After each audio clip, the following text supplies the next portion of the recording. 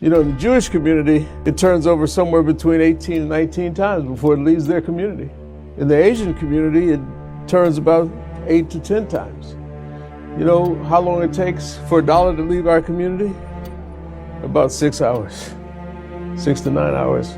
We go, we cash our check, we pay our bills at a check cashing place. They take money, we buy a little food, and then we take our kids to the Nike store. And that's the rest of our money. How do we change that mentality? I think in large measure we do it by creating more of our businesses so that there are more opportunities for our folks to do business with each other. Rich people scream, but wealthy people whisper. The value of being more wealthy than rich. We see our brothers and sisters who've made it in certain industries. Of course, they only put us in certain industries to make big money, as long as we're entertaining white folks. You know, at that point, you could be bling bling all day long. And I've seen too many people with bling in their ears, their nose, around their toes that don't have 25 cents in their pocket. You know, we have to understand the value of sustainable wealth, generational.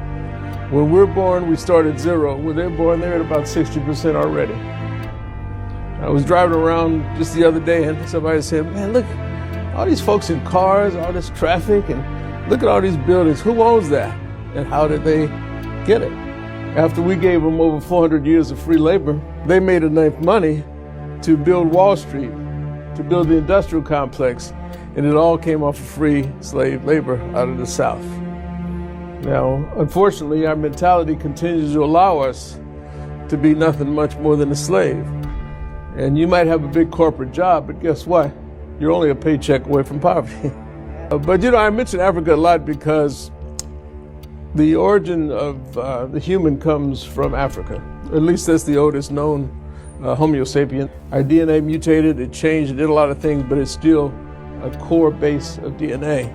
If you're religious, you can presume that the origin that created you was God, and therefore God's DNA is within you. And if that's the case, that means your spirituality comes from within and not some cloud out here. We all have dreams, right? And what is the first thing we have to do if we have a dream? We got to wake up. And then we have to sit up, and then we have to stand up.